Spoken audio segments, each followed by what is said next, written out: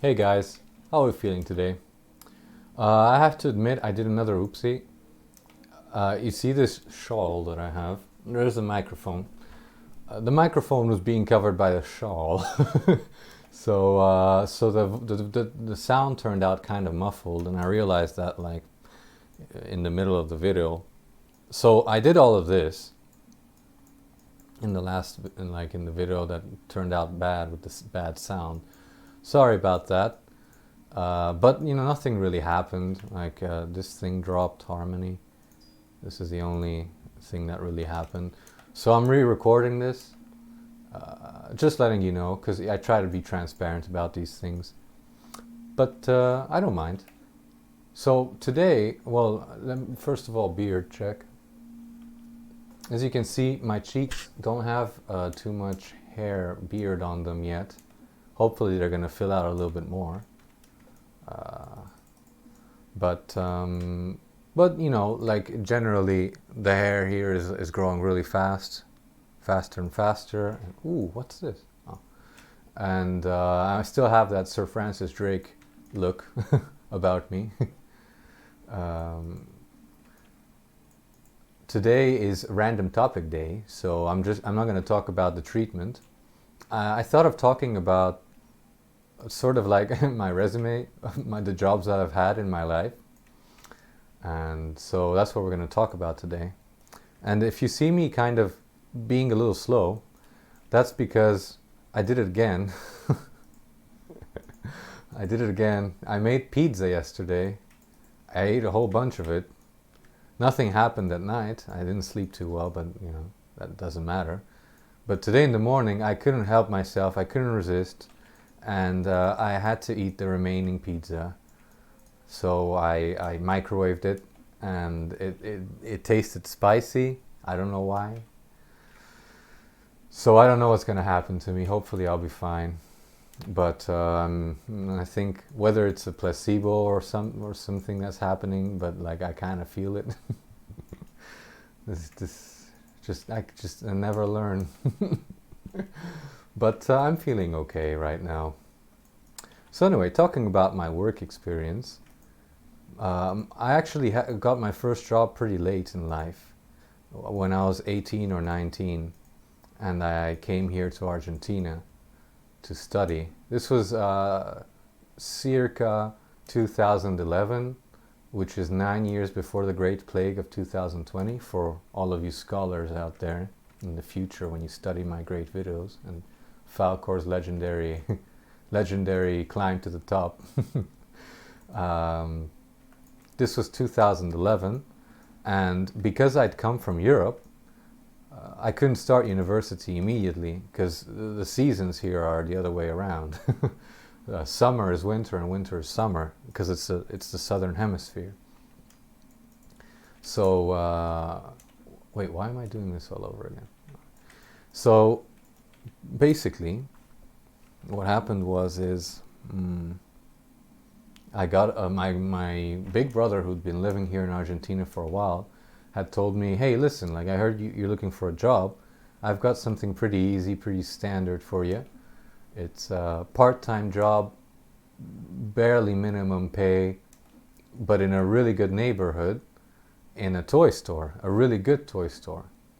And I'm like, well, that's fantastic, because it's perfect, because my big brother would be there and he'd help me out and I wouldn't feel lonely and scared. So I was like, yeah, I'd love to do that job. And so he's like, okay, you start like tomorrow or something. And they gave me a nice t-shirt, and I started working there. And you might think, what a crappy job, like working at a toy store, but you can learn a lot from working at a toy store, especially sales skills. I thought I was going to do heavy labor, like basically moving boxes and toys around, but the boss was like, no, I need you for your negotiation skills, and you can talk different languages, and we get lots of tourists and lots of rich people in this neighborhood. It's basically where all the rich folk live in this country. and we get lots of foreigners and things like that. So, you know, we're going to need someone who speaks English to sell to these people. And these people had no problem in spending fortunes on their children. Really, they bought everything. They would buy multiple Lego sets, and they wouldn't even ask for the price. It was really easy selling to them. But you would also get people that didn't have much money but worked in that area, and you know, you'd have to sell them things too. So you learned a lot about sales. And for anyone interested in a skill that you might not be thinking, like, it's not like a skill that, you know, you generally look for guidance with, but if in a world where the world turns around transactions of goods and money, and those transactions happen face to face with people, in a world like that, being a good salesman is actually an extremely useful skill. So if you can master negotiation and sales, that's a skill you're going to apply to many aspects of your life, not just in work, but like in everything, from dating to you know, buying things, or selling things, or getting a job. You know, when you go for an interview, you're selling yourself. You're negotiating. You know, this skill of convincing people is, in fact, all you're doing is selling an idea. So, you know, sales is the experience I got from that toy store really set me up for the rest of the work that I got, because I got work in sales, and because of my sales skills later on. So that was totally worth it. I was even offered a job from a Mexican guy that worked at a really big, I'm pretty sure he was a CEO actually. He was one of the bosses in a really, really good company in that area. The only problem was that back then I was scared of quitting my job in the toy store. And that guy offered me a job because I talked to him while I carried while I carried the most expensive toy that he bought in the store. I carried it to his office, which was like 3 or 4 blocks away. And we talked about life, and I told him about my background and things like that. And he's like, listen, here's my card. If you're interested, take this card one day to this office and give this card to the secretary, and I'll give you a job right then and there. And I should have taken that job. Who knows what would have happened? But like, looking back now, that was an opportunity that I didn't take advantage of. And life is really good at throwing things at you, throwing opportunities that in the moment you never realize just how cool it would have been. But I don't regret it that much, because who knows where I would be right now. Like, I'm really happy with my life, so maybe it was for the best. Still, if you ever come across an opportunity like that, that's not just in the movies. The world really does work like that, where someone would say, "Hey, I like you. Here, I'll give you a job. You'll love it. I promise." And you might say, "No, like the world doesn't work like that. I'm not going to take the job." But it does work like that. People get jobs not necessarily because they're the best, but because they caught the boss in the right moment, or because they bought them a coffee one day. The world of jobs, the job world, is very human, very emotional. It's not that cut and dry. But anyway, that was my first job. Then I sort of quit after a month because university was starting. And I'm like, sorry, but I can't stay here. And I'd made enough money to buy my brother for his birthday an iPod Shuffle, and I think a little bit more money, which I spent on going to bars. Really, I didn't have anything to buy. And I went to university actually for 5 years. And I didn't work while I was at university because I noticed that all the guys that went to university and studied while working had to either drop out or quit their job. Like none of them could really do both at the same time. The only people I knew that could work and study at the same time were all women. They were all girls. All the guys, none of them had the guts or the resistance or the strength to keep up a job and study at the same time. And I realized that that's not the life for me. So I never took a job while studying. I just wanted to finish university as quickly as possible, really. So I finished university, and then I looked for work for a long time. I'm terrible at finding work. Absolutely the worst job finder. Some people find jobs immediately. I'm not one of those guys. I go to interviews and I never get hired. My next job was actually in a huge investment company who hired me again because of my background and my language skills, and I'm not gonna say the name of this investment company, but let's just say it turned out to be a 30-year-old pyramid scheme, and I'm not kidding. I got there exactly after 30 years of successful investment and always paying their customers, and they were the biggest investment company, privately owned investment company in Argentina. And then a few years, I'm jumping a little ahead, but I was working there, and they even gave me really good formal training. They gave me training in negotiation. Sales and negotiation skills. They taught me the ABCs, everything. They taught me how to get clients, correct way of identifying clients and markets and circles, and ABC, always be closing. That's a real thing. They teach you how to about emotional triggers and some stuff that I learned from the toy store. I actually formally learned later on in the investment company. So they seemed super legit, really good track record, always paid their clients and everything. But when I arrived there, I don't know if it's just things that happened to me, but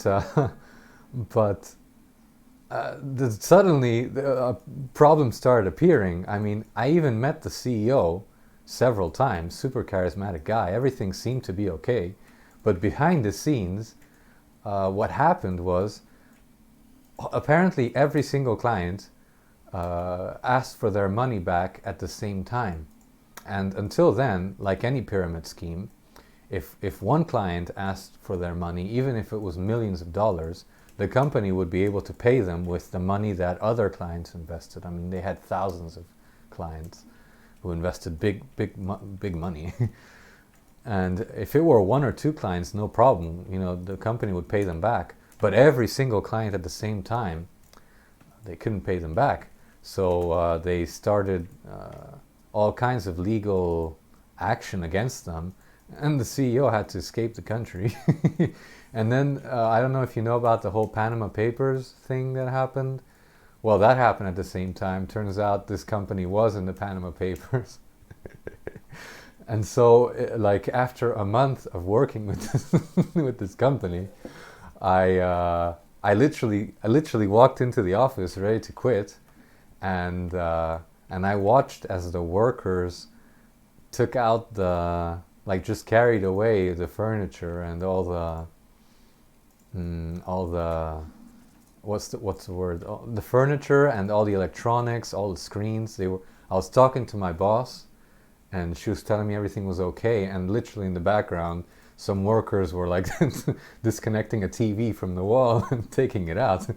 I'm like, X-person, Mrs. L, let's call her Mrs. L, it doesn't seem like things are going okay. Like, they're carrying everything out. And she's like, oh, we're just, you know, remodeling a little bit. She was such a liar. She was still trying to convince me to get clients. She's like, yeah, you know, every company goes through ups and downs, you know, Mr. Farkas, like, you need to understand, like, this is big money we're talking about, and there's always some kind of flow. You know, money's dynamic. It's like tick, tick, tick, tick, tick. He's trying to convince me to get more clients to try to save the company's ass, and I realize, I can tell when you're playing me, so so I was like, no. And luckily I was a terrible salesman. I couldn't sell big investments like that, even if the returns were super high. There was something about this whole give me all your money that you've saved up your entire life and we'll make it more. Like all of that, like just didn't convince me. So if you're not convinced about the product, then you can't convince anyone to buy it. That's just sales, number one, sales. That's why you've got to be a complete psychopath to sell something you know is bad. And there are people like that, and you're like, how does this person sleep at night? And they do. I could never sleep. If I had sold one of those big investments, the big fish investments, the blue chips, if I would have sold one of those, I'd probably be dead, actually, now that I think about it. I could never overcome something like that. Ooh. Boss battle. Hang on. Do we have time? Yes, we do. Oh, this is our second Telkine we're killing. We're getting closer to the end. We're getting closer to answers, in fact. Oh, he's a little sneak. Oh, you little sneaky sneak. Screw you, Telkine. You're no match to Falcor the Mighty. Falcor the Undefeated. I think I can talk through while fighting this guy. Well, you old trick. Where was I? Oh yeah. So after that, of course, I quit, and it turns out that the CEO was absolutely a criminal. He had all kinds of charges: embezzlement, money laundering, like crazy money laundering, all over the world. It took forever to catch him. He did a whole "catch me if you can" thing, where he like escaped the country and everything, but they caught him eventually. Luckily, no one else went to prison. And after that, I worked at a bar. It was hard for me to look for work. There was, I couldn't find any work. Like I said, I'm the worst job finder. And but I used to go to this really, really good bar, which I'm not going to name. I'd love to name that bar, but it's just, for safety reasons. I worked at this really, really cool bar. It was like an English-ish, Irish-ish pub. I know that's blasphemy to say, but it was. And it played really good music, and it was a sort of bar that catered to the wealthy. So even though they didn't pay me really well, they paid me half of minimum wage for half the hours that I worked. So it's 1/4 minimum wage. But I more than made up for it with tips. Basically, my job was the following. Like in most bars, most bars have a lead bartender, like the main guy who does most of the cocktails. He's the one with all the knowledge. He's the one with all the experience. Now that guy for this bar had left. He went to Italy to start a new life. And he was like one of the main reasons people went to this bar, because let's call him Mr. T. Mr. T was a goddamn legend. Like, he was a goddamn legend in the entire city. People went to see him. Super charismatic. Got all the girls. He could get any girl. He could get your girlfriend easy. He's just the most charismatic guy in the world. Totally, made for the bar scene. And people would come just to talk to him. And they would pay fortunes. They would buy every drink. He'd get huge tips in dollars and everything. But eventually he's like, I gotta start a new life in my real country, which is Italy, and I'm gonna go to Florence, and I'm gonna live my life there. And he did. He fucked off. And they needed someone. And since I was a client and I knew many languages, and I had experience negotiating, Mr. T said, why don't we hire Mr. Farkas?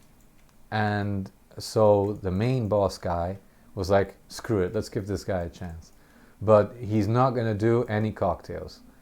Instead, your apprentice, Nacho was his partner in crime, and his like student in the bar. Nacho's going to be the main bartender, and Mr. Farkas is going to be the new student. And I just couldn't say no to this. Like, this bar to me was like a second home, and I could finally go behind the bar thingy, and I could, like, I don't know, I was really happy. I really wanted to, work there, even though the pay sucked. But I needed a job. I wanted to like save up for some stuff I wanted to do in my life. So I started working there, and my job was focus on clients, focus on making sure they have everything, cleaning up, not cleaning the whole bar. We had a guy for that, but I had to make sure the bar was nice and tidy, like the chairs had to be in their place. I had to pour the beers. I was the main pint pourer. I got really good at it. I could do it with my eyes closed, which is a good thing. For all you bartenders out there, you know what I'm talking about. You know when you can like look around while pouring the beer? Yeah, you guys might think that's nothing, but any bartender worth his salt knows that looking around and having your eyes up is it's like half your work. Half the job is just looking, making sure everyone is in their place having fun. And I was also the main muscle, because back like now I have no muscle, but back then I had more muscle. So I was the guy that had to make sure that the homeless people like left and didn't come in, and they didn't sleep outside of the bar, or didn't try to ask for money from the clients as they left the bar. I also had to make sure that to ask people for ID. So if anyone if anyone looked like they were tiny children, I had to go up to them and be like, "Hey kid, where's your frickin' ID, pal?" I was that guy, and I was a complete dick when it came to ID, because I wasn't taking any chances. Like, Argentina might be stupid sometimes, but they don't screw around when it comes to ID. Serving drinks to underage children is very penalized by the law, because of a whole bunch of tragedies that happened in the past in certain nightclubs. It's not important. Point is, we couldn't take a risk, so I had to be very aggressive with the kids. When they came in and they looked like they had like they didn't even have wallets. Sometimes they would just be like, "Oh, I have money," and I'd be like, "Okay, yeah, but do you have an ID?" And they'd be like, "Oh no, I forgot it at home." Oh, like they couldn't act for for crap, okay? They were like, "Oh, stupid me, oopsie doopsie, I forgot it at home." And the women were even worse. Like they'd be like, "Oh, I don't really need ID," and I'd be like, "Listen here, women, get out of the freaking bar, okay? I don't want trouble." I was aggressive. I was aggressive with the kids. I'd be like, "If you don't leave this bar, I'm gonna kick your ass right here, right now." And they'd be like, "Oh, come on, no, you wouldn't." And I was like, "Yeah, I would. I'll snap you in half." And but you had to be, because otherwise they walk all over you. And kids would sometimes do stupid shit. Like, for example, they would leave, but like hit a glass while leaving and break it. And you can't really like beat them up for that. But I could carry them out and throw them off the stairs and the entrance. Also, drunk people, whole bunch of drunk people I had to throw out of the bar. People that would mistreat the women there. There was a whole bunch of like drunk people that would become very sexist and like say stupid crap to the women, and they would come to me and be like, please, could you like help me with this guy? He's been bothering me. And those guys, I would have zero mercy for those people. And they were drunk, so like they couldn't even resist. They couldn't even fight back. So I would be very aggressive with them. Like I would never tolerate mistreatment of any client. And I learned a lot about. This is a lesson that I learned from Mr. T. Actually, he told me, he warned me. He's like, you know, the hardest part won't be kicking people out. It's not going to be keeping up the law and order in the bar.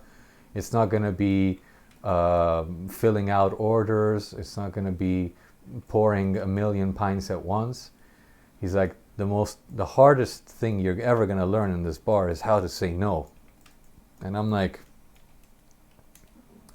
how to say no sounds just like saying no to if someone's drunk and, you know, you just say, no, I'm not going to serve you any more drinks. But no, he meant saying no in general. Like, no, you can't have another drink. No, I'm not going to do this. No, you can't do that. No, no, no, no. Like learning how to say no to a client. That's the hardest thing, and it was quite a lesson. I don't know how to explain it. I think only a bartender would know, or someone who's worked with people, like close to people, customer service, something like that. Saying no is the hardest thing you learn. And I learned a lot in that bar. Honestly, it's one of my favorite experiences, even if they didn't pay me enough. I've made quite a bit of money with tips. You know, foreigners would pay me really well, and we made a really good team with Nacho. We were even working during the lower end of the curve. Most bars in the world, I think in the world, there's like a curve of like clients, how many clients come in per day. Like certain seasons, I guess summer, for example, and during the summer, there's clients all the time. You know, you can't get enough. The bar is always full. But usually during the winter, or I guess the rainy season in some countries, the bar is empty. You're not making any money. You're lucky if you're making a profit for like 2 or 3 months. But Nacho and I made such a good team that we kept the curve plateaued. So we kept the profits up, and we were doing really well and making a lot of money. And we were even lucky because several times famous bands, like for example the Libertines, came and they went to our bar. So for like maybe a week after that, we had a peak in clients coming in looking for the Libertines. And I'd be like, listen here, do you even know how to band? do you even know how to band? Bands don't come into a bar several times a week. They come once and then they leave. They don't spend too much time in the country they're touring at. They're trying to get as many countries out of the way as possible in the minimum amount of time. But people would still be like, oh, this is the bar that so and so came to, and things like that. And it was really fun. Those were good times. Probably the funnest I've had. I'm not going to talk about. This was half of my job experience. We've already been through half, but I'm not going to talk about the rest until the next episode. I don't know if I should do it on Monday or Friday. Monday, maybe I should continue with the treatment. We could do to be continued, and then on Monday I talk about the rest of my jobs, and then Wednesday and Friday I do treatment days. Yeah, we're going to do that. So we're just going to go back to Thebes. I think we're done with Egypt. And yeah, that's it for the episode. But let's just see if we can find. Yes. Okay. There's a thingy here. Perfect. All right. Well, thank you so much for watching. It's pretty easy episode today. Hope you liked my job experience. Not much. You've already been through half, but next episode I'll talk about the other half, okay? Anyway, have a good one, and see you in the next episode. Love you. Bye.